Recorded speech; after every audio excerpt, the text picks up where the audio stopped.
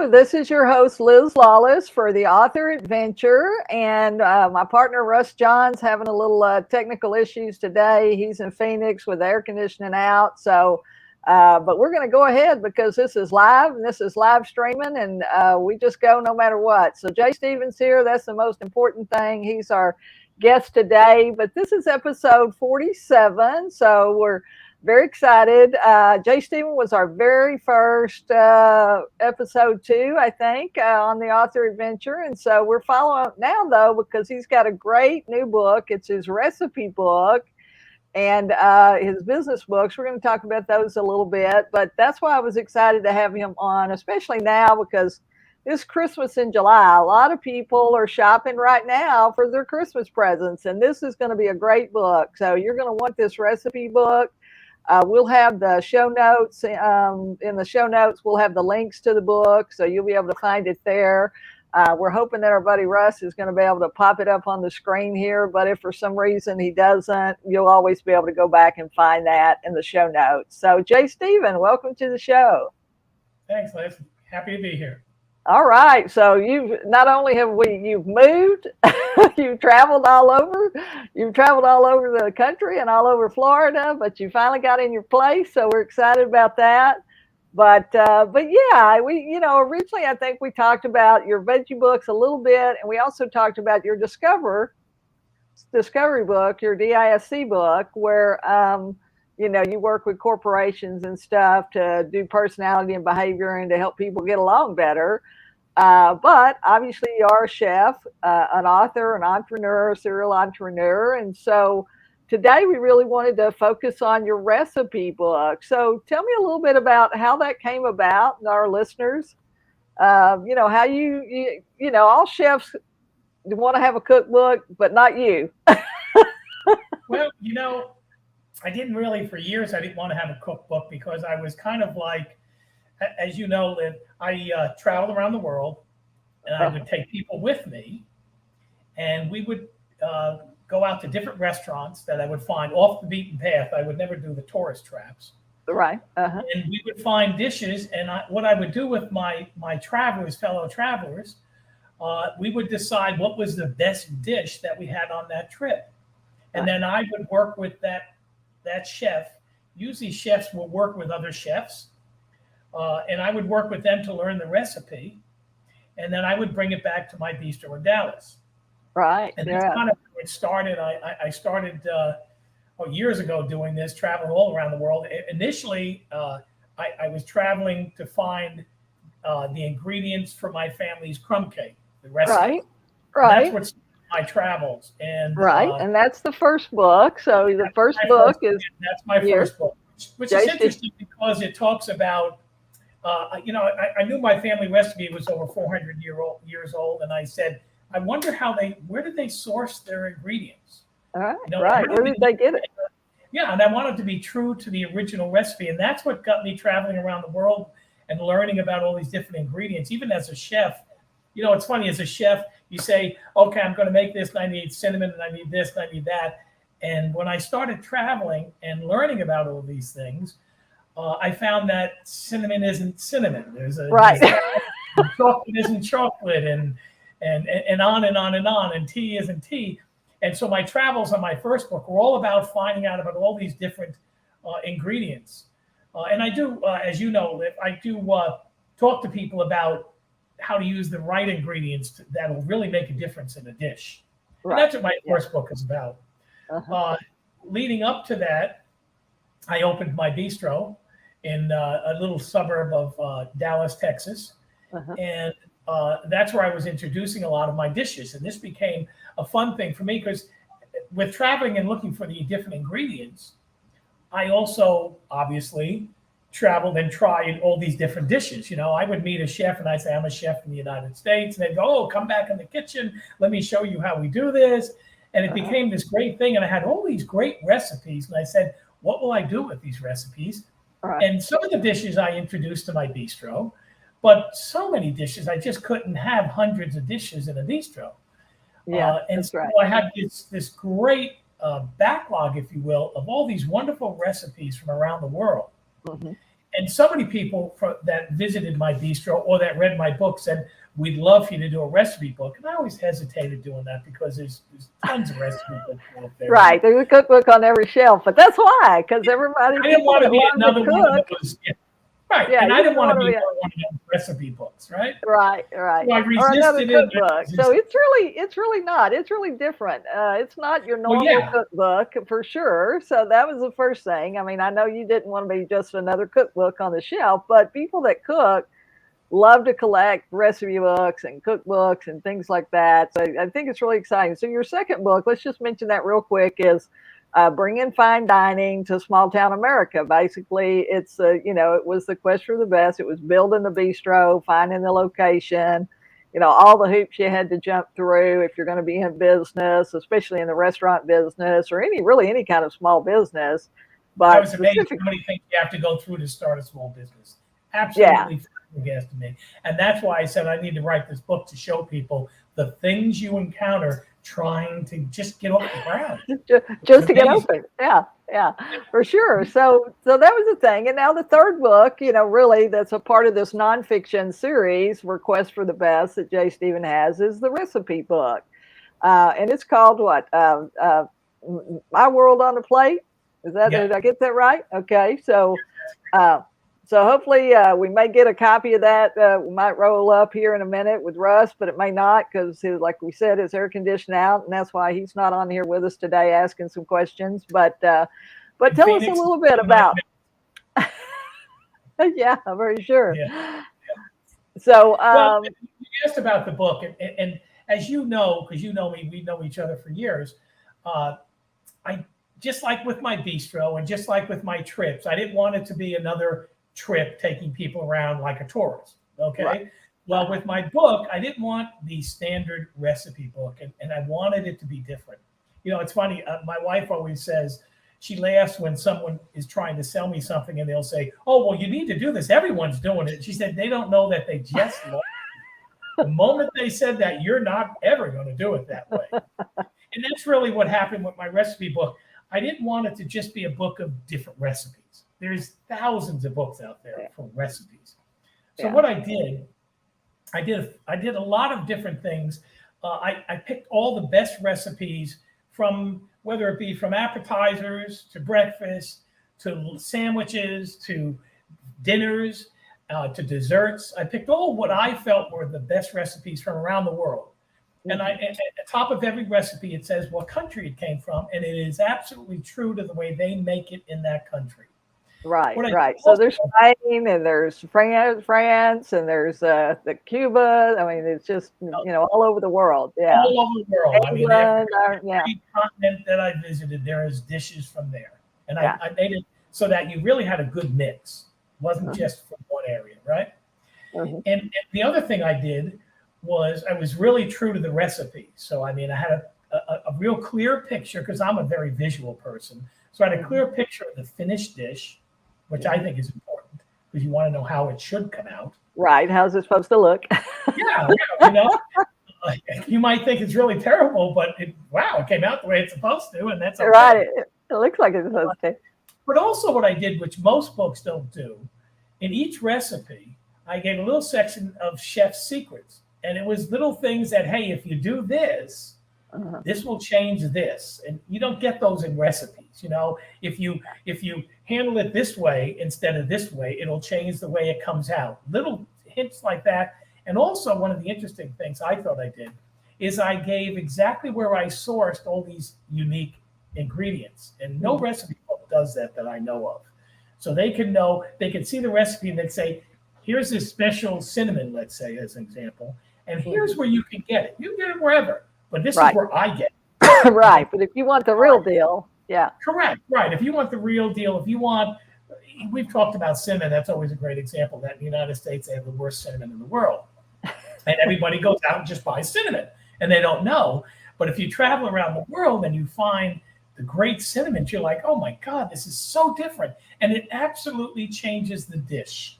Yeah, how things having the right ingredients changes the dish. So in each one of my recipes, I tell them, here's the key ingredients to this recipe, and here's why This recipe makes this difference. And here's where you can locate that recipe. So that's kind of unique. I have never seen that in a book. And I knew as someone, chefs have a hard time writing recipes because it's in their mind. It's, everybody knows. You splash of this, you splash of that. Well, everybody doesn't know. So I really I brought it down to the common lowest denominator. So someone who has never even cooked can read it and say, it's a great step by step by step. Yeah, I can do this. Yeah, and that was really important to me, that anybody could do it.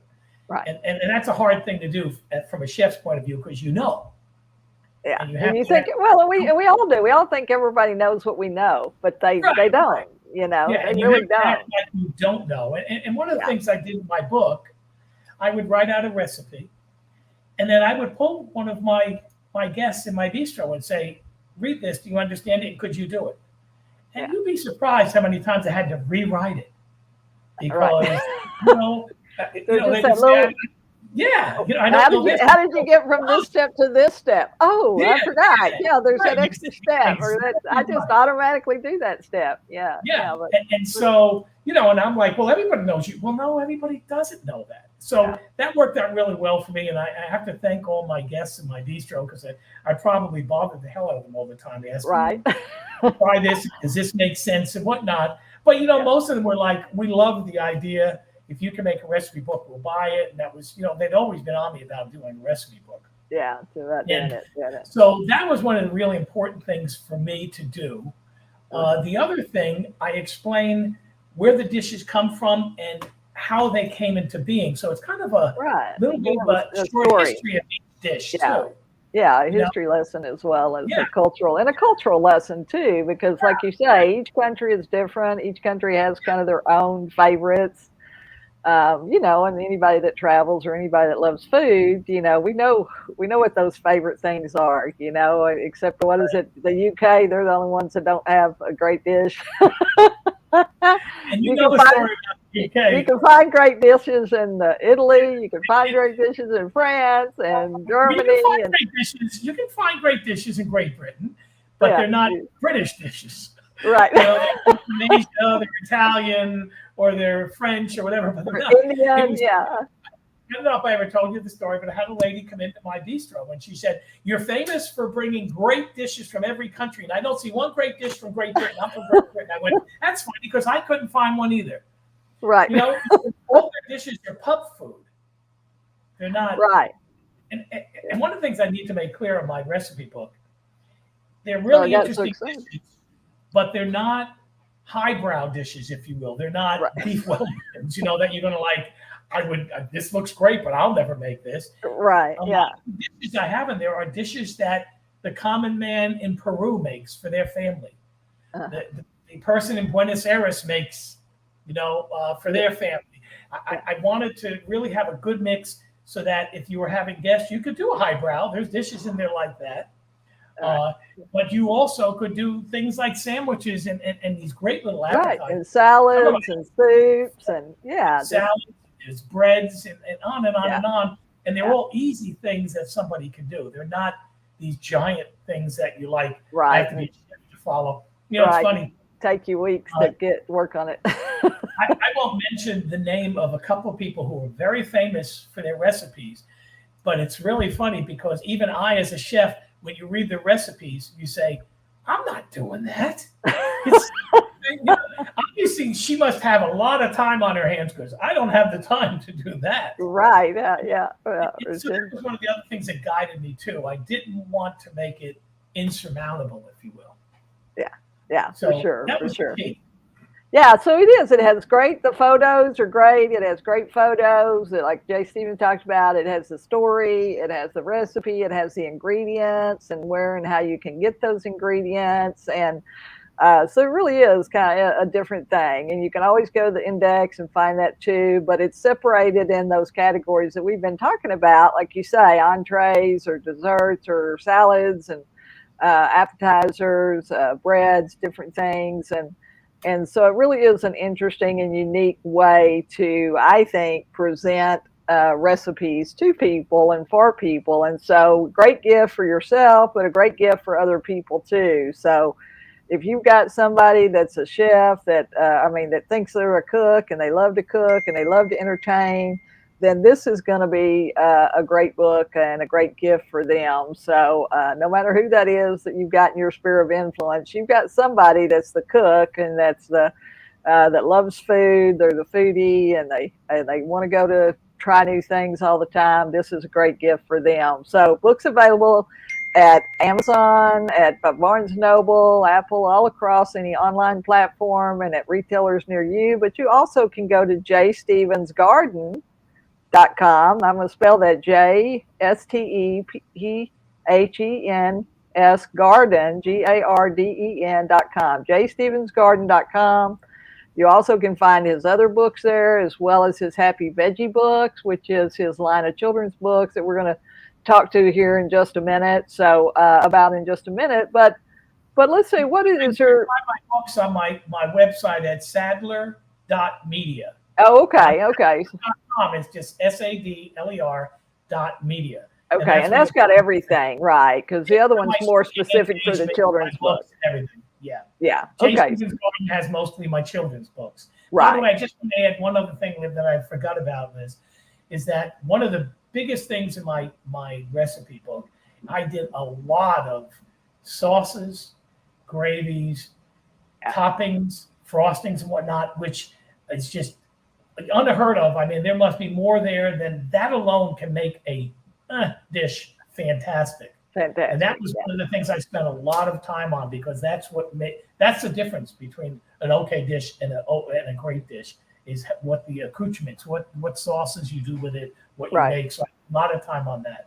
Yeah, great.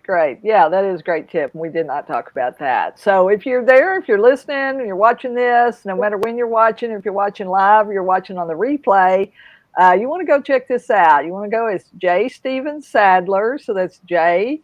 I'm spelling this because we also have a podcast. This gets pulled down, and so maybe somebody's not seeing your name on the screen there, but J Stephen Sadler, J space STEPHEN Sadler, SADLER. So you can find him at Sadler Media, sadler.media, or you can find him on, like we say, all of the online book platforms and in your local retail outlets. So go look for that. Go look for his Quest for the Best series. That's the first two books. His book about his crumb cake and traveling the world to find the ingredients. The second book, Fine Dining, bringing fine dining to small town America.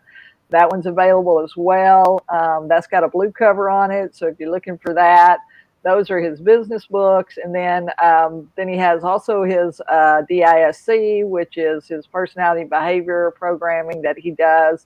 In addition, so you do a lot of speaking to groups and to schools and women's groups and church groups, corporate groups, whatever that might be. And so what are a couple of the topics that you talk about when you go out and speak to people, Jay?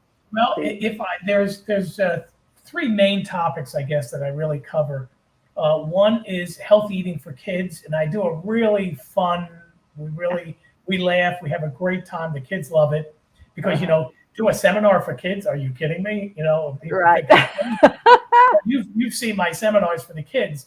It's healthy eating, and it ties in a lot with the books I do, because each one of the kids' books are geared towards children, and they not only are healthy eating, but they're also moral to the story. And so we do a lot of funny looking fruit, funny looking vegetables, and we talk about how you can make these great dishes, like kids are like, eggplant, ugh. And then I show you how you can make eggplant brownies, and they taste them and they're like, oh, I could eat those. Right. That tastes great. Yeah, give me some more of those brownies. So we show them different dishes that they can do with healthy vegetables and make a great dish. I mean, we show popsicles they can make. Right. Spinach popsicles. Yeah, like you say, if you can't get your kids to eat spinach, you want to make J. Stephen spinach popsicles. And this book is called Sammy Spinach. And we've got Chucky carrot, Bubba broccoli, Kalinda cauliflower, Paulina potato, Tanya tomato, and Eddie the eggplant that we were just talking about. And the last one, the most recent one, is Sydney string bean. So, right. And the key for those books, well, I'll get into the books in a minute. Let me finish when you asked me about speaking. So I speak to a lot of kids. I go to a lot of schools. Okay. And that's where I speak to the kids. The second thing I do is I speak to anyone who is interested in cooking, not necessarily chefs, but in cooking, Right. home cooks and whatnot. And I explain to them, I show them why the right ingredients makes the giant difference. And we talk about all these different things, where I found this ingredient and why it's different and what it does and why the ingredient they're using today is not what they want to use. And people come away from that with like, wow, I just didn't know. Yeah. It was cinnamon. Right. I never knew. Yeah. And then you show them and it's like a light went on and they all want to go home and now get the writing right. And I tell them, you can do the same dish you're doing now, but when you change to the right ingredients, it changes the dish completely. And people are like, how is your dish different? I constantly get people in my bistro that say, I make the same thing you do with my recipe and it doesn't taste the same. Right. Well, it doesn't because you're using the same ingredients, but the wrong ingredients. Right. You're not using the right butter or the right milk or the right cream or the right, So I do a lot of those. Right. Yeah, right. All those things are important in going into making a dish. And so I do a lot of those. Yeah. And I really like the fact too that it's not only the right ingredients in a recipe make all the difference, but the right ingredients in life for success make all the difference too. And you're able to express those additional skills and knowledge and wisdom that people need, just to do well, and whether it's relationships, whether it's business, whatever that happens to be. And so that's kind of an overflowing thing that's a little extra that somebody gets when they have you come and speak to their group, because you have experienced multiple businesses. You have been an entrepreneur. You do deal with the public. You dealt with the public for years on a regular basis and with communication and television and media and marketing. And so that's a really key thing to help people be the best that they can be, whether it's in the kitchen or just anytime. So. Well, and that actually leads to the last thing that I do a lot of speaking on, and that is my DISC program, my discovery program, which is all about personalities, identifying your personality, and then identifying how you identify other people's personality so that you can then mesh with them. And I do that for personal groups, but I do a lot for businesses. Right. You have a sales group that says, well, how do I know the client on the other end of the table, what is really important to him? And once they learn how to identify personality types, they can say, well, this is what's important to me, but I realize his personality type, he don't care about that. He cares about this part of my product, so I need to talk about that. So I do a lot of sales seminars, and I do a lot of business seminars where they want their teams to work together. A great example, I did a seminar in Orlando for a company, and the owner of the company said, I have several crews, and some of my crews knock out the jobs. They're done way early, but they always get all kinds of problems. And then I have some crews that never hit their timeline, but I never have any problems. And I showed him why I identified the personality types and said, that's why this team has this type of personality type, this one does. And he said, well, what we need to do, he talked to his HR person, so we need to do is mix our personalities so we have drivers and C's is a compliance by the book people, so that we're not always held up. We're also not giving work that we're going back on work orders. Right. And so that worked out real well for them. And they now use my DISC test on anyone they hire, so they know where to put the company. Yeah. So well, and I know you've also shared an example where I guess one of your companies had a lady that, they loved her. She was great. Everybody loved her, but she was in this job and they couldn't figure out what was wrong and why, she just didn't seem to perform like they knew she would and thought she would and she could. And it was because they basically kind of had her in the wrong, or they had tried to put a square peg in a round hole, weren't they? Absolutely. And once they learned the personality type she was, they said she is a better fit over here, because they loved her in the company. She fit the company. She just wasn't successful in the position she was in. They moved her to a different position, and she's a giant success.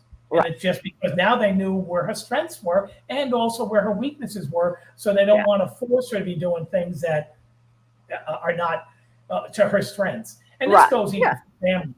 I do a lot of organizations like that. They love to hear about the different personalities. And it's funny because you get in a group, and I did a church group, I guess, about 2 months ago. And they were in there going, oh, you're a D, oh, you're a C. I knew you were an I. And it was really kind of fun. People have a lot of fun with it, but then it helps them get along with other people. Right. Well, because you begin to understand that somebody's not doing that to irritate you. They're really not. People don't wake up in the morning and go, oh, let me see how I can irritate J. Stephen today, or let me see how I can irritate my kids. Let me see how I can irritate my wife or my brother or my parents. The fact of the matter is we all have a different personality, behavior, and a learning style. And it's learning what those things are. And then, like you say, once you understand what you do, then you understand how other people behave by studying these things, these different DISC temperaments and personalities, you can go, oh, well, no wonder Joan acts like that. No wonder Freddie did that the other day. And I said so-and-so, and Jeanette got all excited or all upset. And, well, it's because they just learn and hear something differently. You know what happens, Liz? People tend to think other people see things the way they do. And I don't mean to agree with them. Right. That's a different question. I mean, a great example is your eyes are fine and this person is colorblind. You just kind of assume everybody sees how you see. Yeah. But that person sees completely different than you do. And so you have to kind of get out of your head and say, okay, I see that they're different than I, and here's how they see things. And it really makes for amenable personality. You can work together. Much smoother. They're seeing different. They're not, like you said, they're not trying to antagonize you. They just don't see it that way. Yeah, they just don't get it, or they don't respond and think and process information in the same way. And so and it's interesting because obviously in a lot of marriages, opposites attract, or we're drawn to people that are, that have different strengths than we have, and that's why we love them, but that's also why we hate them. But there's a great example. I'll just give you one little key here. A great example is you have a C and an S. I'm just going to give you one little bit. C and an S move at 45 miles an hour. Those are two different personality types. A D and an I move at 100. So now let's say you have a couple who are married, and one is a I and one is a C. The I is constantly saying, why are you taking so long? What is it? They're seeing it through their eyes. The C, they move at 45 miles an hour. They don't move at 100. Once you know your partner is a C, you get over the, come on, let's speed it up. They're never going to speed it up. That's not their personality. You'll say, she's a C. I got to give her more time to do this because I understand she doesn't move. And that doesn't mean she's wrong. It just means she's 45 and you're 100. Right. Sometimes you're too fast. Sometimes she's too slow. Doesn't mean that. It just means you're different. And that's, once you know that. You can make adjustments. Yeah. Sure. You can say, I got it. I understand. She'll never be like me. So I'll stop saying, will you please move faster? That's never going to happen. So instead you adjust you to say, we need to do a little more time for her because I know she's going to take longer to get where I am because I just blow through it. Right. Things. Yeah, for sure. Those are things I speak about usually.